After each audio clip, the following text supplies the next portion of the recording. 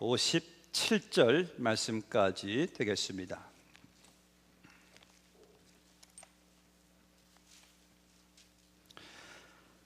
하나님의 말씀입니다.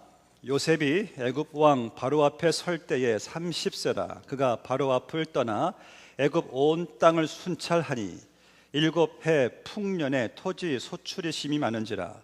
요셉이 애굽 땅에 있는 그 7년 곡물을 거두어 각 성에 저장하되 각 성읍 주위에 밭에 곡물을 그 성읍 중에 쌓아두매 쌓아둔 곡식이 바다 모래같이 심히 많아 세계를 그쳤으니 그 수가 한이 없음이었더라. 흉년이 들기 전에 요셉에게 두 아들이 나되 곧 온의 제사장 보디베라의 딸 아스낫이 그에게서 나은지라. 요셉이 그의 장남의 이름을 므낫세라 하였으니 하나님이 내게 이 모든 고난과 내 아버지의 온 집 일을 잊어버리게 하셨다 하며, 차남의 이름은 에브라임이라 하였으니 하나님이 나를 내가 수고한 땅에서 번성하게 하셨다 함이었더라. 애굽 땅에 7해 풍년이 그치고 요셉의 말과 같이 7해 흉년이 들기 시작하며 각국에는 기근이 있으나 애굽 온 땅에는 먹을 것이 있더니 애굽 온 땅이 굶주림에 백성이 바로에게 부르짖어 양식을 구하는지라. 바로가 애굽 모든 백성에게 이르되 요셉에게 가서 그가 너희에게 이르는 대로 하라 하니라. 온 지면에 기근이 있음에 요셉이 모든 창고를 열고 애굽 백성에게 팔세 애굽 땅에 기근이 심하며 각국 백성도 양식을 사려고 애굽으로 들어와 요셉에게 이르렀으니 기근이 온 세상에 심하였더라. 아멘.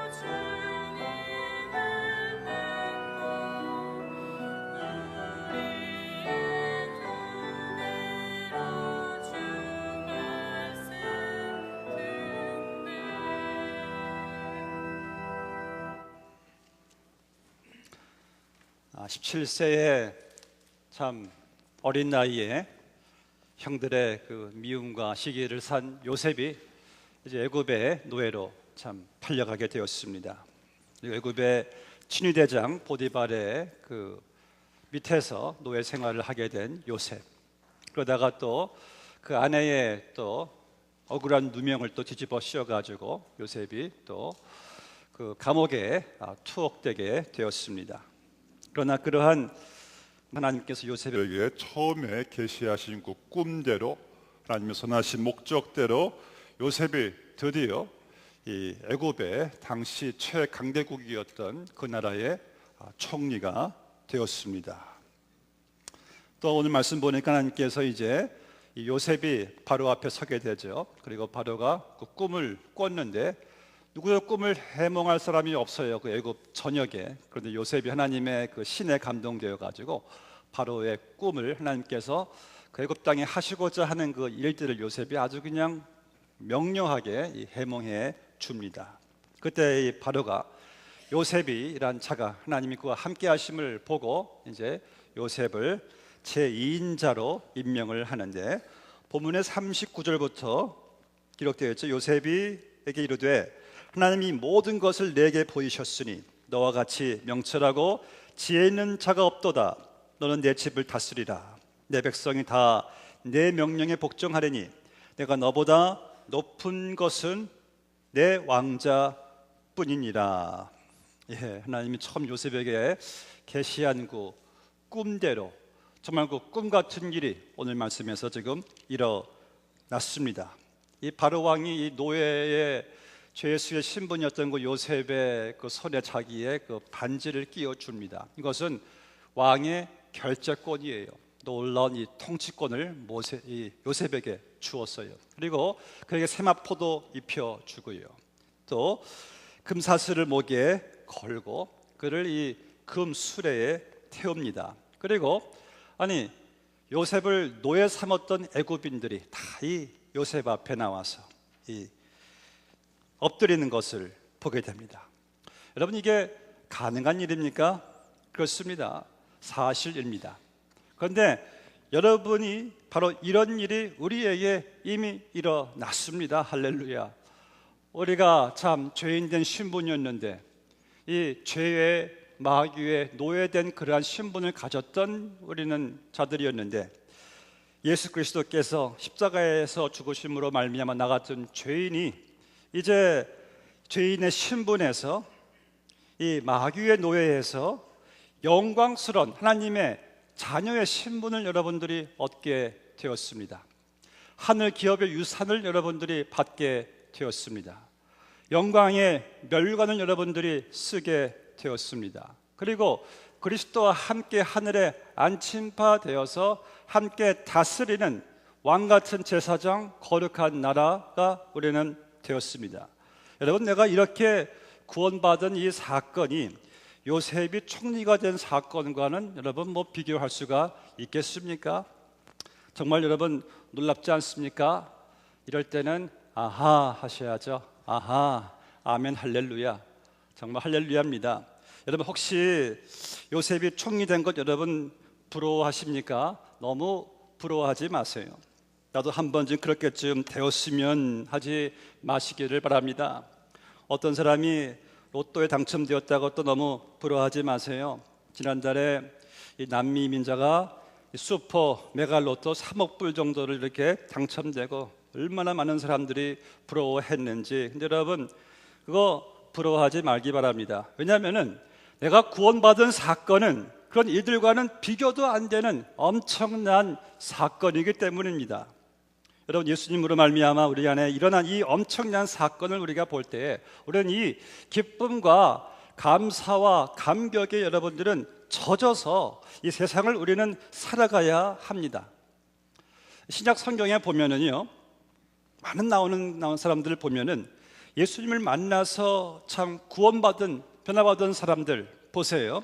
뭐 창녀, 세리와 죄인, 뭐 장님, 안진뱅이, 귀신 들린 사람, 죽었다 살아난 사람, 그때 그들이 참 감격과 그 기쁨을 우리가 그들을 통해서 우리는 깨달을 수가 있어요. 예수를 믿고 구원받은 우리에게도 똑같은 기쁨과 감격이 있다는 사실을 여러분 놓치지 마시기를 바랍니다. 우리는 하나님의 은혜로 구원받아서 우리는 그 은혜를, 구원을 이제 우리는 선포하고 노래하는 기쁨과 감격에 젖어 사는 그러한 성도가 우리는 되었습니다. 날마다 어떻게 내가 하나님의 자녀가 되었던 거, 어떻게 내가 하늘의 유산을 이렇게 받게 되었던 거, 정말 생각만 해도 기절초풍할 일이 아니겠습니까? 놀라운 일이 아니겠어요? 이제 본문의 46절부터 보시면은 하나님께서 이제 바로에게 보여주신 꿈대로 이제 요셉이 또 그 꿈을 해몽해 준 대로 이 7년 후에 닥칠 흉년을 위해서 요셉이 지금의 7년 그 풍년 기간 동안에 이제 열심히 애굽 전역을 돌아다니면서 순찰하면서 그 모든 그 곡식을 걷어가지고 이제 창고에 저장하는 것을 보게 됩니다. 그래서 요셉이 말한 대로 요셉이 정말 성실하게 부지런하게 잘 준비한 까닭에 7년 흉년이 닥쳤을 때에 문제없이 요셉가 애굽을 살리고 이스라엘을 보전하고 주위의 변방 나라들을 요셉이 구하게 되는 것을 보게 됩니다. 여러분, 무엇보다도 여러분들이 여기서 중요시해야 될 것은요, 하나님께서 이 흉년 기간 동안에 이스라엘을 한 70명 넘게 애굽으로 이민시킨 것이에요. 그래가지고 그들을 흉년 기근에서 그들을 건지셔가지고, 그리고 애굽 땅에서 400년 동안 하나님께서 이 이스라엘 백성들을 양성시키고 그들을 다음에 출애굽시킨 다음에 이제 가나안 땅을 야곱의 12아들 12지파들이 정복해서 이스라엘이 형성되면서 그 땅에 온 인류를 구원하실 메시아를 보내주신 이것이 바로 하나님의 위대한 구원 역사의 놀라운 섭리거든요. 우리가 이런 것을 볼 때 우리가 알 수 있는 것은 지금 애굽 땅의 운명이 그 당시 최고 지도자 바로에게 달려있는 것도 아니고 한 나라에 달려있는 것도 아니라 바로 하나님의 주권이 달렸다는 사실을 우리는 여기서 알게 됩니다. 여러분, 온 나라, 온 역사를 누가 통치하십니까? 인간이 합니까? 강한 나라가 하는 것입니까? 아니거든요. 하나님께서 역사의 흥망성쇠를 그분이 주관하시면서 그분의 궁극적인 목적은 바로 이 견고하지 않는 세상 나라들이 아니라 하나님의 나라가 이루어지는 것이 주님의 계획이시고 또 주님의 바로 구원의 사역에서 성취하신 사건이거든요. 그래서 하나님께서 이렇게 이스라엘을 보존시켜 주시고 당신의 택하신 백성들이 속한 그의 나라를 계속해서 하나님께서 이렇게 확장시켜 나가는 것을 보게 되고, 그리고 하나님을 거부하는 이 세상은 결국 오늘 장로님 기도해 주신 대로 심판을 향해서 나가는 것이에요. 하나님을 거부한 세상은요 반드시 마지막 심판이 있습니다. 그러나 하나님의 나라에 속한 주의 백성들 교회는 영원히 견고하게 하늘 천국 새하늘 새 땅에서 영생 복락을 누리게 된다는 말씀이죠. 그래서 우리는 이러한 하나님이 친히 이끌어 가시는 구속 역사의 관점에서 우리는 오늘날 지구에서 발생하는 우리는 크고 작은 사건들 등의 일반 역사의 의미를 여러분들이 이해해야 된다는 말씀이에요. 그리고 우리가 이 하나님의 구원의 역사를 위해 쓰임받은 요셉을 통해서 배울 수 있는 것은 무엇인가? 바로 우리도 이 다가오는 흉년, 곧 환난의 때를 준비하는 삶을 살아야 된다는 말씀이에요. 하나님께서 요셉에게 당신의 정하신 뜻을, 환난에 대한 계시를 보여주시고 그 때를 요셉으로 말미암아 준비하게 하시는 것을 보게 됩니다. 마찬가지로 하나님께서는, 예수님께서는 모든 성도들에게 재림의 때를 하나님께서 뜻하신 바 정하신 바 그 때를 알려주셨어요. 그리고 재림이 있기 전에 그 환난의 때도 하나님께서 알려주셨습니다. 복음서에 보시면은 예수님께서는 항상 우리 성도들이 깨어서 그 때를 준비할 것을 거듭거듭 주님께서 강조하신 것을 보게 됩니다. 항상 깨어서 우리가 부지런함과 성실함으로 준비할 것을 주님께서 말씀해 주신 것이에요. 이 애굽은요 성경에서 애굽이란 나라는 세상을 상징합니다. 하나님께서 애굽의 그 땅에 정하신 뜻은 7년이란 흉년이었어요. 마찬가지로 하나님께서 이 세상을 상징하는 이 애굽, 지금의 세상을 하나님께서 정하신 뜻이 우리가 요한계시록을 보니까 7년 환난이란 말씀이 있습니다. 7년 환난, 문자로 7년이 아니라 하나님께서 계획하신 7년이란 환난, 대환난이 있어요. 바로 그때가 바로 예수님 재림시로 나는 그런 환난의 때인데, 지금도 그 환난 속에 여러분 있다고 해도 우리가 그렇게 해석할 수도 있어요. 왜냐하면은 이 세상은 결국 하나님을 거부하는 세상은 하나님의 심판을 향해서 가고 있습니다. 이 세상은 우리의 영원한 집이 아니에요. 이 집은 마치 이 세상은 모래성과 같습니다. 계속해서 흔들리는 세상, 흥망성쇠의 세상, 견고하지 않아요. 근데 우리는 예수님께서 재림하실 때 임하실 하나님의 영원한 견고한 나라에 들어갈 하나님의 백성들, 그 하나님의 자녀들은 이제는 주님이 재림할 그 시기를 우리가 바라보면서 오늘 여러분들이 준비하는 삶을 살아야 한다는 것이에요. 여러분, 요셉이 7년 흉년을 위해서요, 7년 풍년 기간 동안에 열심히 부지런히 성실하게 그 흉년의 때를 준비했습니다. 지금 여러분들은 바로 풍년의 기간에 우리는 살고 있어요. 은혜의 풍년의 기간입니다. 무슨 말씀입니까? 지금 하나님의 은혜가 유효한 시대예요. 지금은 복음이 지금 전파되고 있고, 복음을 듣고 믿는 자들은 누구든지 하나님께로 나아올 수 있는 은혜의 시대입니다. 지금은 우리가 기도할 수도 있어요. 하나님께서 기도를 통해서 역사하셔서 많은 이들이 또 주님께로 돌아오고 있는 것을 보게 됩니다. 그러나 주님께서 재림하실 때에는 그 은혜의 유효가 끝나게 됩니다. 그때는 아무리 우리가 기도해도 전도해도 이미 too late. 주님 재림할 때는요, 그때는 역사는 이제 막을 내립니다. 하나님을 거부한 역사와 세상은 영원한 멸망을 받게 됩니다. 그러나 그리스도를 믿는 교회 모든 성도들은 주님과 함께 영생 복락을 누리게 돼요. 여러분들 지금 그 시대를 우리가 살아가고 있습니다.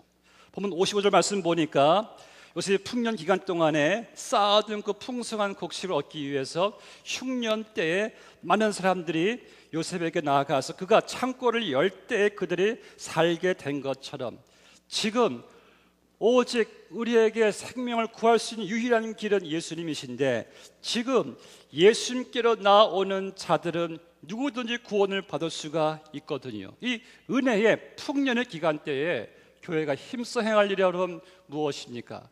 은혜를 선포하는 것이죠. 은혜의 복음을 우리가 전파하는 것이죠. 이것이 우리가 교회가 준비해야 될 일이고요.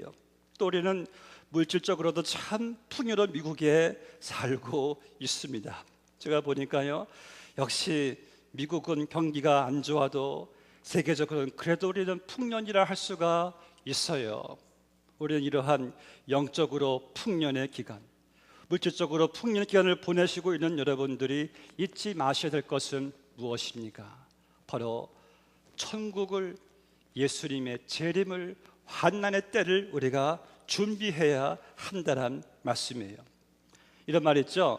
미래는 준비하는 사람의 것이다. 맞는 말이에요. 보니까 준비하는 사람에게 미래가 있더라고요. 우리가 잘 알고 있는 이솝의 우화 가운데 배짱이 저녁 겨울 준비하지 않고 룰랄라 놀고, 개미는 부지런히 여름에 준비하다가 겨울을 문제없이 보내는 것. 이런 뻔한 결과예요. 준비하는 자가 미래를 또 얻게 된다면은, 그렇다면은 우리에게 있어서 가장 중요한 준비란 무엇인가?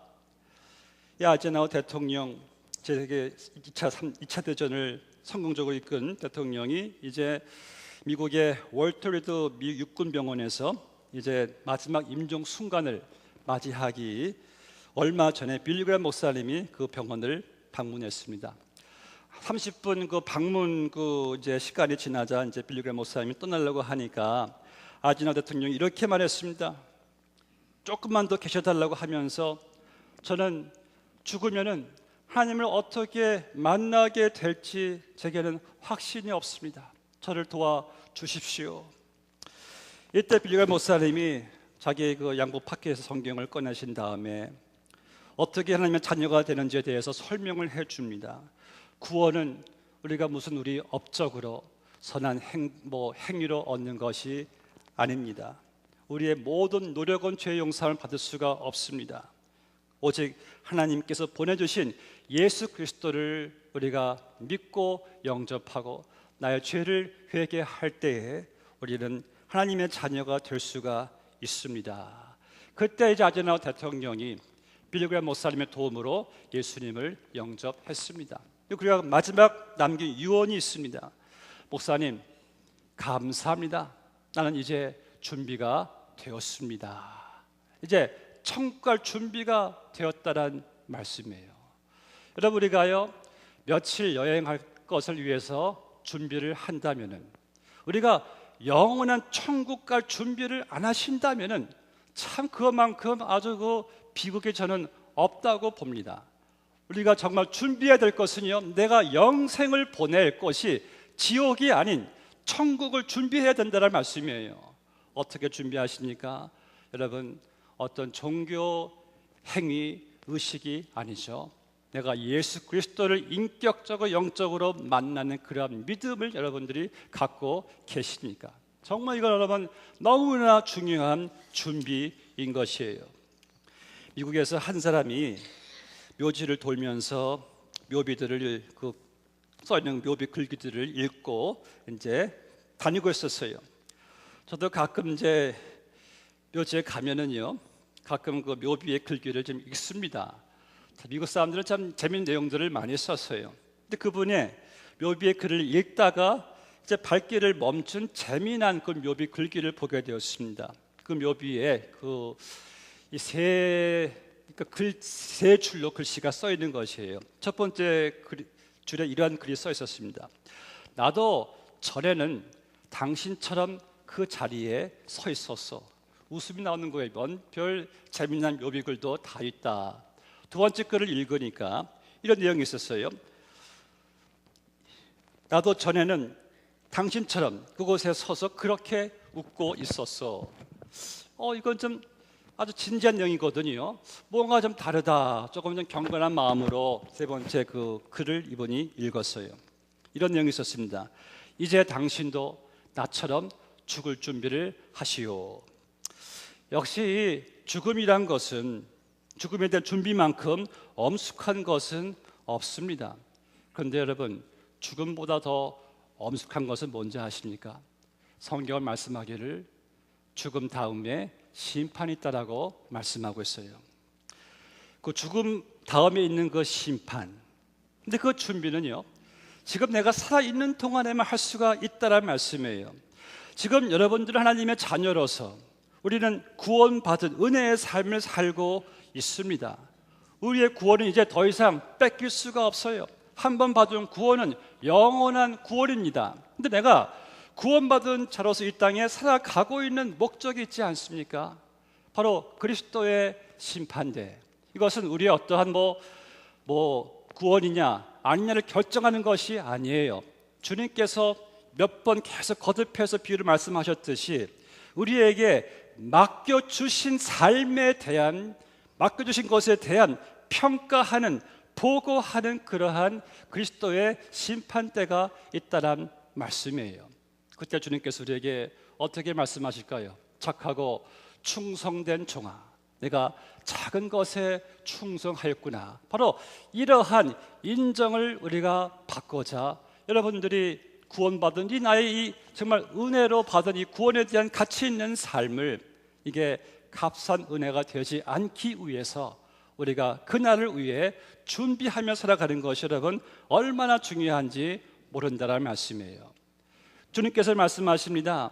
우리 이 자연 세계에도 심은 대로 거두는 법칙이 있다는 것이에요. 그런데 영적인 세계도 마찬가지예요.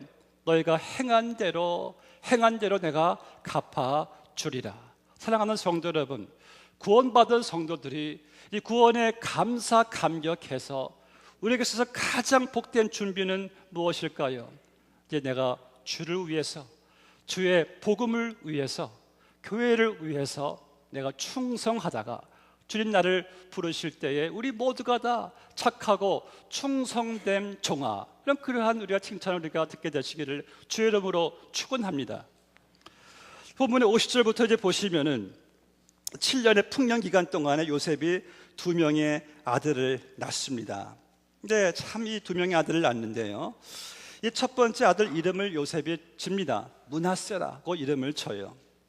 그런데 본문을 말씀 보니까 51절 쭉 보니까요, 그러니까 므낫세라가 지은 그 목적이 무엇인가? 바로 하나님이 내게 내 모든 고난과 내 아버지의 온 집 일을 잊어버리게 하셨다 함이요 라고 요셉이 이제 므낫세란 뜻은 잊어버리다, 제거되다는 뜻이 있거든요. 여러분, 우리가 성경을 보면 요셉에 대해 보면은 요셉이 정말 그렇게 힘든 시기를 지나갔고 정말 무지막지한 고난을 요셉이 겪었는데 성경은 이상하게 요셉의 심리 상태에 대해서는 침묵하고 있어요. 저는 요셉의 어떠한 그 반응을 말씀하지 않고 있습니다. 뭐 원망도 없고 불평도 없어요. 그런데 오늘 저는 말씀 보니까 요셉이 그래도 그 마음속에 괴로움이 컸구나라는 사실을 좀 어렴풋이 알 수 있겠더라고요. 왜냐하면 그가 하나님의 도움으로, 이렇게 하나님의 도움으로 애굽의 총리가 되어서 아들을 낳았을 때 이제야 하나님의 도움으로 내가 그 모든 아버지 집에서 있었던 그 일, 형들의 시기, 형들의 질투로 팔려간 그 고통, 괴로움, 또 노예 생활, 투옥 생활, 이 모든 고난을 하나님께서 잊어버리게 해 주셨다 하면서 드디어 자기 마음속에 있는 괴로움을 요셉이 이제 간증에 담아 고백하는 것을 보게 됩니다. 정말 요셉은요, 그동안 그 고난 속에서, 절망 속에서 정말 한 번도 불평하고 원망한 흔적이 없어요. 전 젊은 친구가 정말 어른처럼 속이 꽉 차 있어인지, 근데 그건 아니겠죠. 요셉은 항상 하나님 자기와 함께 하심을 믿었고 하나님의 주권을 믿었기 때문에 그는 긍정적으로 분명 그는 감사하게 살아갔던 것입니다. 아무튼 저는요, 요셉의 괴로운 날을 좀 묵상하면서 그가 참 잘 참고 있냐 하는 것을 저는 보면서요, 저는 힘들다고, 아프다고, 죽겠다고 엄살을 떨고 있는 어른된 저의 모습이 얼마나 참 부끄러웠는지 모르겠어요. 이 30세에 또 소년을 지난 청년 요셉이 이렇게까지 잘 인내했다면은 참 제가 얼마나 하나님께 부끄러웠는지. 여러분, 하나님의 주권을 믿는 자들은요, 우리는 불평하지, 원망하지 않습니다.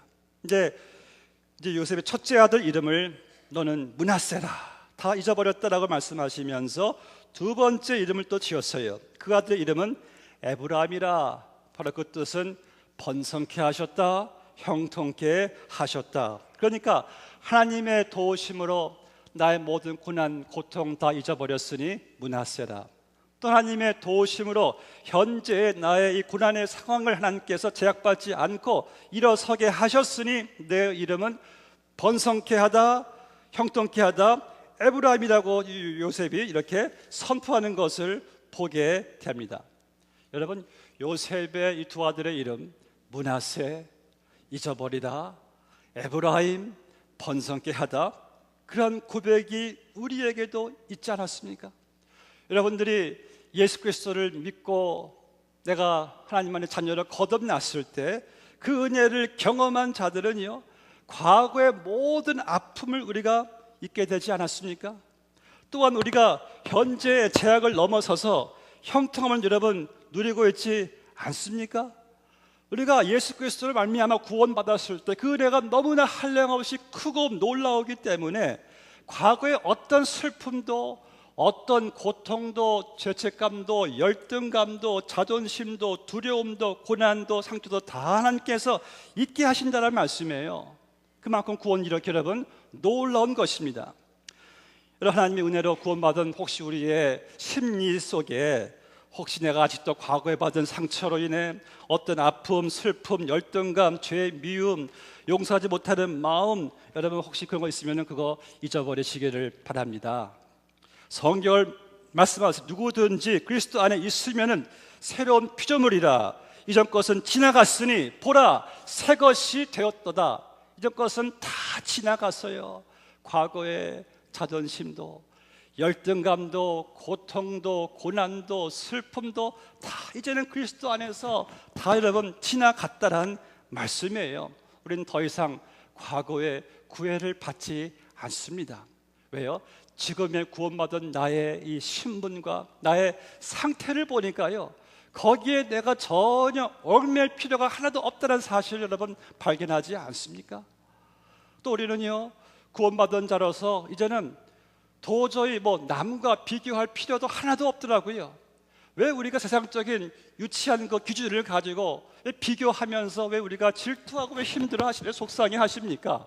아니, 내가 그리스도 안에서 하나님의 영광스러운 자녀가 되었는데 왜 내가 아직까지도 구원받은 내가 왜 사람들과 쓸데없이 비교하면서 왜 이렇게 속상해 하는지, 참 여러분 그거 유치하지 않습니까?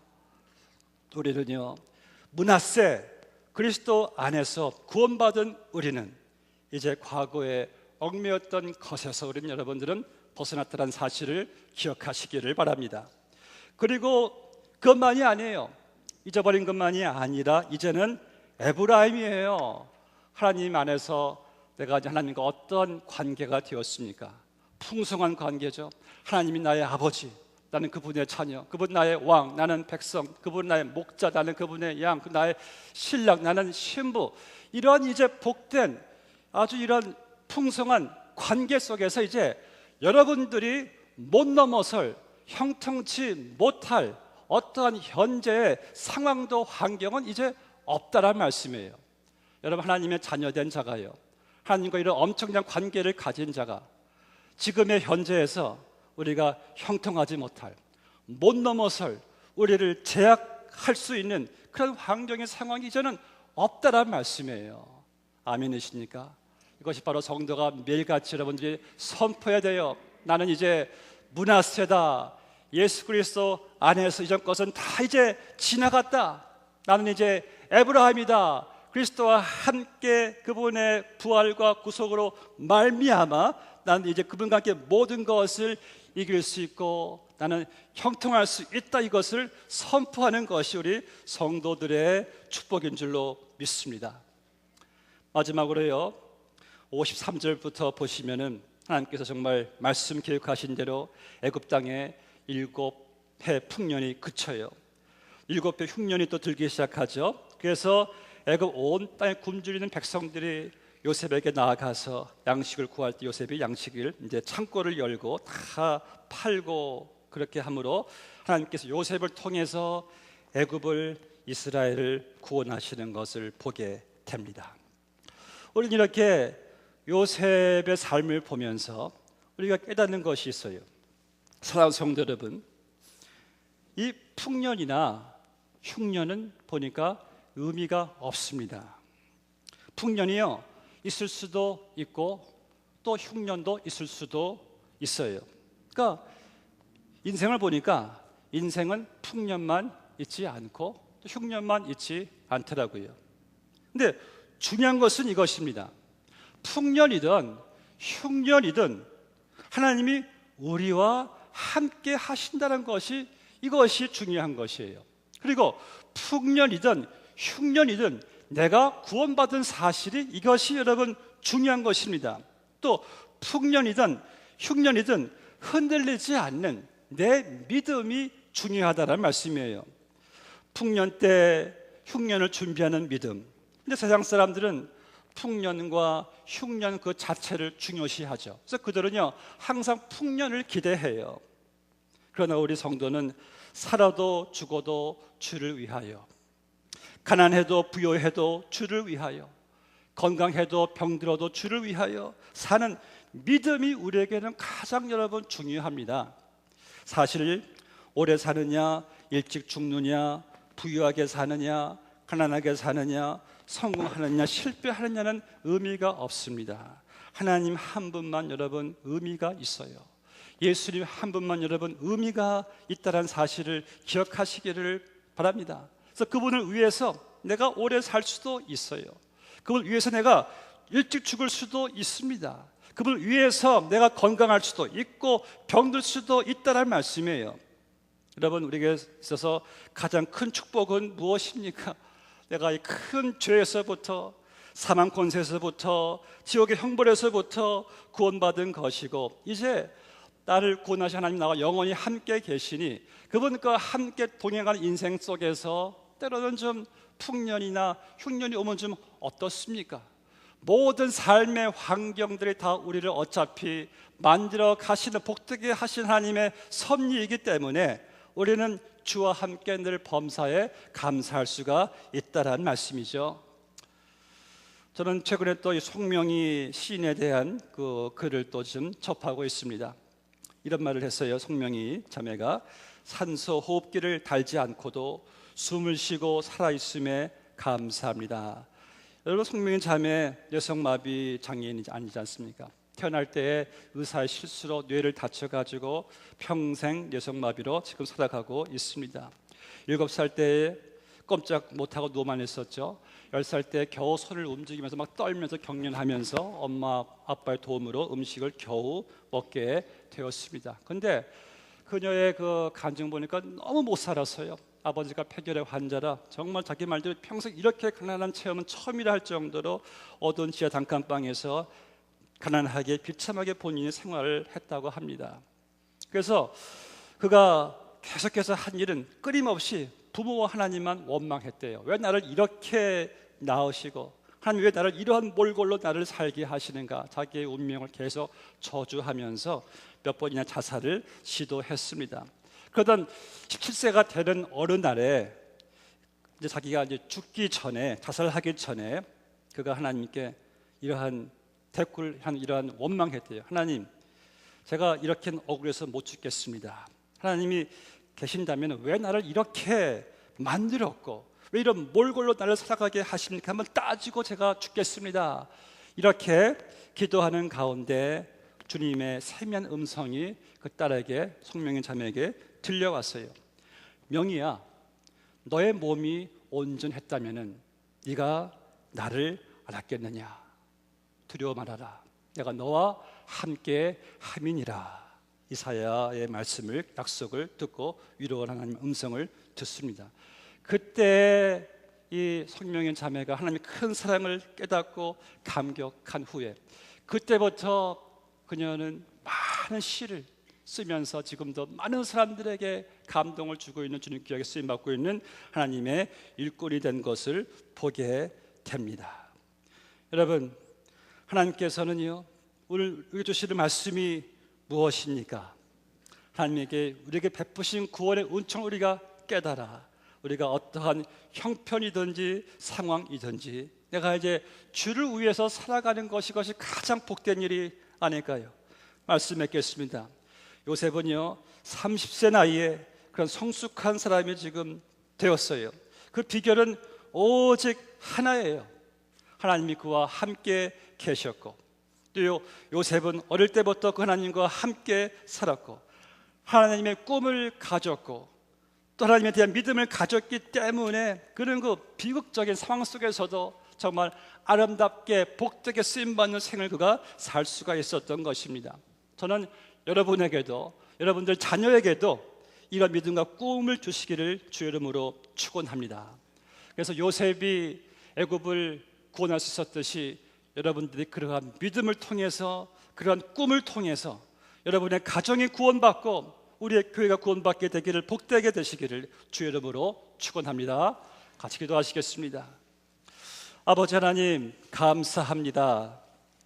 우리에게 이렇게 엄청난 구원의 은혜를 베풀어 주시어서 하나님의 자녀가 되게 하시고 하늘 유산을 받게 하시고 그리스도와 함께 하늘에 안침바 되어 그리스도와 함께 다스리는 권세를 허락하여 주시어서 이렇게 주의 놀라운 은혜를 받고 이 세상에 살게 하시니 참으로 주님 감사합니다.